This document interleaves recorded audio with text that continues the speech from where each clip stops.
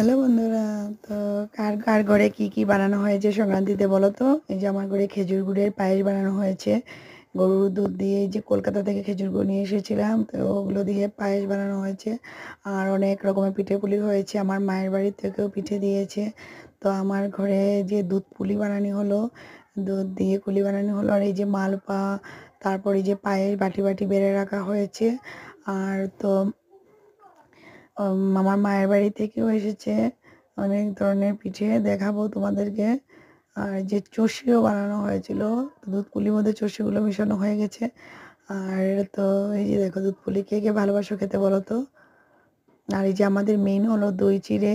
এই যে চিড়া, মুড়ি, খই এগুলো দিয়ে দই চিড়া। এই যে আমার মায়ের বাড়িতে পাটিসাপটা, মালপোয়া, বকফুল, আমরা বকফুল বলি, যেটা শুকনো কুলি, মালপোয়া আর সিদ্ধ কুলি সব কিছু পাঠিয়েছে।